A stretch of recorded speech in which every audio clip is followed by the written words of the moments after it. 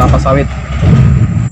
Berdasarkan agronomi ya, berapa pelepah yang sebenarnya dipertahankan?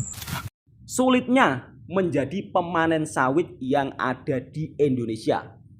Kerja sulit, gaji sedikit. Berbeda dengan yang ada di Malaysia. Kerja sedikit, gaji elit.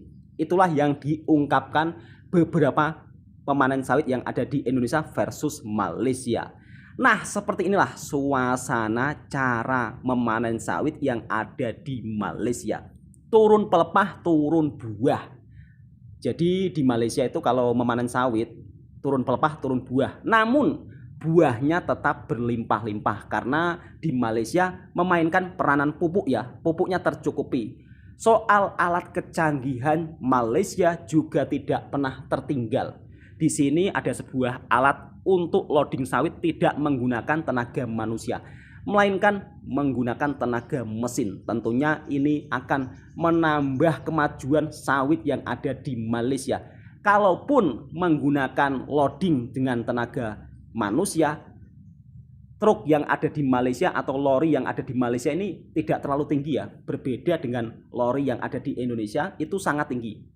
Tentunya pemanen sawit yang ada di Indonesia lebih menguras tenaga ya untuk menaikkan sawitnya ke lori. Bayangkan lorinya setinggi itu, sedangkan kalau di Malaysia itu separuhnya saja ya. Namun kalau di Indonesia lorinya sangat tinggi. Bayangkan sampai jatuh-jatuh nggak sampai teratas. Tentunya kerja keras ya. Jelas berbeda kan pemanen sawit yang ada di Indonesia versus di Malaysia. Di Indonesia lebih bekerja keras dan lebih mengeluarkan tenaga yang keras juga ya, karena lorinya terlalu tinggi. Ini kalau di Malaysia lorinya nggak setinggi ini ya. Jadi itulah perbedaan kenapa banyak sekali warga Indonesia yang lebih memilih kerja sawit di Malaysia. Dan berikut kenapa pelepah di Indonesia tidak boleh diturunkan. Assalamualaikum warahmatullahi wabarakatuh. Bismillahirrahmanirrahim. Di video kali ini saya akan mereaction salah satu channel daripada sahabat kita yang dari Indonesia.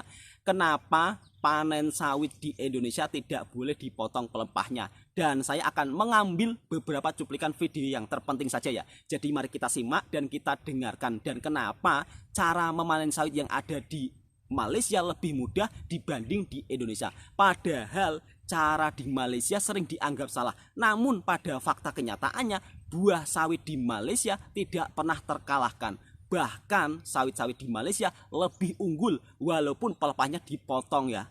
Jadi semoga video ini memberi informasi kepada sahabatku semua. Dan soal persaingan industri kelapa sawit Indonesia dan Malaysia ini selalu menjadi bahan perbincangan yang sangat hangat. Dan kedua-dua negara ini menunjukkan kualitasnya siapa yang lebih maju. Namun perlu diketahui kelapa sawit yang ditanam di Malaysia terlebih dahulu ya daripada Indonesia. Jadi Malaysia lebih dahulu menanam kelapa sawit daripada Indonesia. Nah, mari kita simak penjelasan para ahli sawit yang ada di Indonesia kenapa pelepahnya tidak boleh dipotong. Saya hanya mengambil beberapa cuplikan videonya saja ya. Untuk teman-teman yang ingin melihat versi lengkapnya, silahkan langsung kunjungi channel YouTube-nya. Dan di sini ada tulisannya ya, sumber videonya. Bismillahirrahmanirrahim, kita reaction bersama-sama. Di Malaysia pemanen sawitnya kerja sedikit tapi gaji elit. Kira-kira seperti itulah judul yang saya berikan di video ini ya. Karena memang di Malaysia kerjaannya lebih mudah dibanding di Indonesia. Di Indonesia pemanen sawitnya lebih rumit.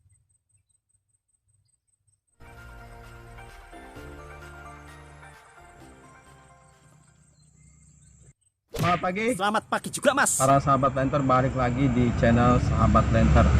Hari ini kita akan mengulas tentang songgo ya, sistem songgo kelapa sawit. Berdasarkan agronomi ya, berapa pelepah yang sebenarnya dipertahankan Songgo itu dari sisi umur dengan buah yang ada. Tapi sebelum itu kita jangan lupa bagi yang belum subscribe dulu. Bagi yang sudah, terima kasih ya, terima kasih Anda sudah menambah energi kami untuk terus berkarya, merilis video-video berikutnya tentang agronomi kelapa sawit. Oke, kita langsung saja ya. Perdebatan antara agronomis ya dengan planter terkait dengan jumlah pelepah yang harus ada akan kita perjelas hari ini ya. Sebenarnya perhitungan seperti apa? Kenapa harus dia berada satu pelepah di bawah buah, dua pelepah, tiga pelepah, atau berapa pelepah? Tentu harus ada alasannya.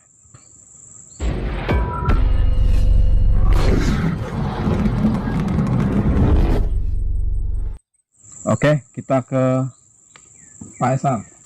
Oke, selamat pagi sahabat Nenter ya. Ini dibalik lagi ke umur tanam Pak. Pelepah yang produktif yang kita harus pertahankan itu adalah untuk yang tahun tanam adalah kita bagi menjadi di bawah 8 tahun dan lewat dari 8 tahun. Untuk 8 tahun ke bawah ya, kita pastikan bahwa pelepah yang tinggal itu minimal 48 pelepah. Nah, atau kita bisa disebutkan dengan Songgo 2. Ya, Songgo 2 itu biasa pelepahnya udah mencapai sekitar 48 pelepah. Ya, tidak beda jauh ya. Tapi kalau udah di atas 8 tahun ya, kita pastikan ya pelepah itu produktif itu jangan sampai kurang dari 40, tapi antara 40 sampai 48 pelepah. Ya. Oke, para sahabat Lenter ya, kemarin kami juga ya PSR juga sudah membahas tentang cara menghitung pelepah ya, mengetahui pelepah pertama di mana, pelepah ke-1, pelepah ke-9, ke-17 itu sudah diulas kemarin di video sebelumnya ada di atas ya. Termasuk kemarin juga, termasuk kemarin juga rahasia pelepah ke-17 ya, itu pun sudah diulas. Pelepah pun Kalau ada pertanyaan silahkan, kalau ada pengalaman lain silahkan. Juga ada di atas linknya, silahkan di recheck ya. Jadi hari ini kami bahas tentang Songgo ya, khususnya Songgo karena sering jadi perdebatan. Jadi nanti terkait dengan jumlah pelepah. Kalau Anda suka dengan video ini, silahkan klik like dan share ya. Bagikan kepada keluarga, saudara, tetangga, andai taulan Anda, baik yang ada maupun yang jauh. Oke, kita lanjut. Oke, sekarang kita balik ke jumlah pelepah yang harus dipertahankan. Itu tadi kita, kalau dia di bawah 8 tahun, kita usahakan minimal 48 pelepah ya ada di pohon itu. Ya, kalau di yang di atas 8 tahun kita usahakan ya 40 sampai 48 pelepah. Kalau 40 sampai 48 pelepah itu sekitar 5-6 spiral ya, 5-6 tingkatan, 5 spiral kali 8 pelepah kan 40. Ya, jadi satu spiral itu kan 8 pelepah ya, satu spiral. Jadi kalau 5 sampai 6 spiral itu 40 sampai 48 ya, tinggal dikalikan 8 setiap tingkatan spiralnya. Begitu cara menghitungnya. Nah, sekarang kita mau lihat Songgo berapa itu ya, 48 pelepah itu Songgo berapa? Oke. Songgo 1 atau Songgo 2? Sekarang kita harus tahu pengertian Songgo itu apa.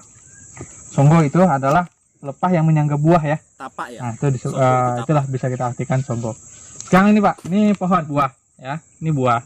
Terus Songgonya ini, pelepah yang menyangganya ini disebut Songgo susu ya, atau Songgo penyangga atau penyangga buah ya. Ini. Nah, Songgo 0 lah misalnya kan. Ya, gitu ya. Satu pelepah lagi di bawahnya ini, yang di bawah inilah baru disebut Songgo 1. Nah, kemudian satu lagi di bawahnya itu Songgo 2. Nah, itu artinya pengertian dari Songgo 1, Songgo 2. Kenapa harus Songgo 1, Songgo 1, Songgo 2? Nah, ya, itu nanti balik lagi ke jumlah pelepah.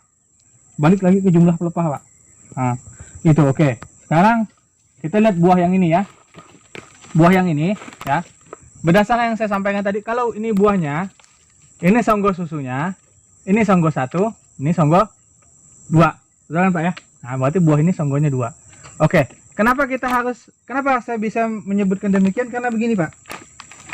Ya, karena begini. Bunga yang antesis, nanti kita akan jelaskan bunga antesis kayak seperti apa. Penyerbukan ya. Ya, bunga antesis itu bunga yang sedang melakukan penyerbukan ya. Itu terletak di pelepah 19.